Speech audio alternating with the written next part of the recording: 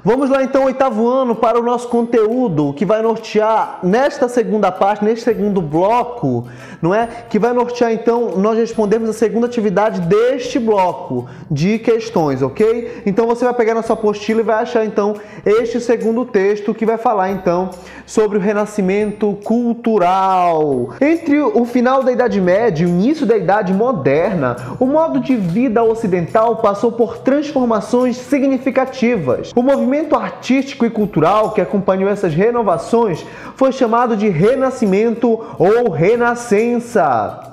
O Renascimento ocorreu principalmente nos séculos XV e XVI. Porém, foi apenas nos séculos XIX que esse termo se difundiu entre os historiadores europeus. Durante o Renascimento, intelectuais e artistas deram novos significados a valores inspirados na cultura greco-romana da antiguidade. Alguns consideravam que a Idade Média havia sido um período de atraso e queriam retomar a cultura da antiguidade clássica ou greco-romana. Apesar de admitirem elementos da cultura grega e romanas antigas, os renascentistas não realizaram um simples retorno à antiguidade. Além de não ser possível uma cultura renascer fora de sua época, mesmo que desejassem renová-la. Os humanistas, a princípio, foram chamados de humanistas ou pensadores que pretendiam reformar o ensino das universidades medievais, que era influenciado pela Igreja Católica. Os cursos nessas universidades eram voltados principalmente para três áreas: direito, medicina e teologia, que era o estudo das religiões e das coisas divinas.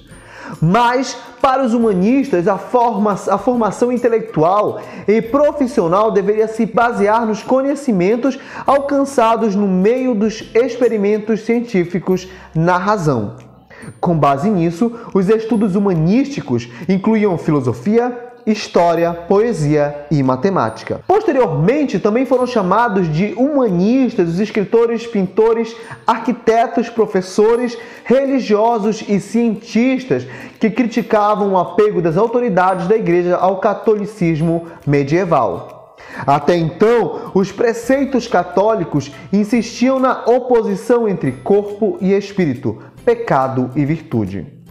Com base nesse raciocínio, quem obedecia rigorosamente à Igreja Católica trilhava o caminho do bem e podia esperar pela salvação de sua alma.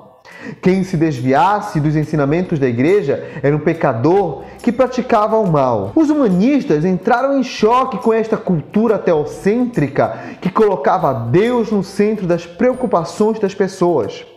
Os humanistas valorizavam a cultura antropocêntrica, que enaltecia a pessoa do ser humano no próprio destino, estimulava a curiosidade pelo conhecimento, defendia o livre-arbítrio, a iniciativa individual e a investigação racional do mundo. Alguns humanistas, como Pico della Mirandola, argumentavam que Deus criara o ser humano, dando-lhe a liberdade de construir a si mesmo. Na busca pelo conhecimento, os humanistas percorreram caminhos diferentes.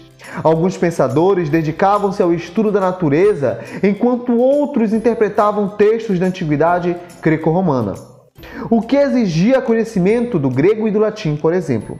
Eles também se expressaram de diferentes formas através da poesia, da ciência, da pintura, das esculturas, da literatura, da filosofia e etc. Em cada região da Europa, o humanismo renascentista teve características próprias. Por exemplo, dessa diversidade, os historiadores costumam falar em renascimentos e humanismos. O Renascimento surgiu na Península Itálica no século XIV, com destaque para as cidades de Florença, Bolonha, Gênova, Veneza e Roma. Dali, difundiu-se por outras regiões da Europa. Assim, surgiram importantes movimentos renascentistas em lugares como atuais Espanha, França, Alemanha, Inglaterra, Holanda e Portugal. Haviam condições que contribuíram para que o Renascimento tivesse início na Península Itálica.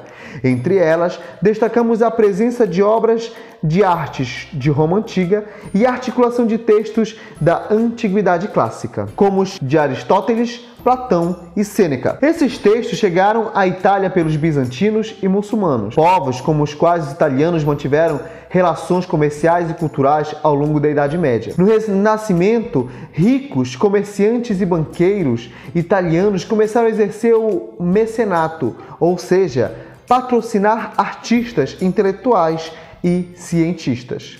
Uma das famílias que se destacaram no mecenato italiano foi os Médici, em Florença, no século XV.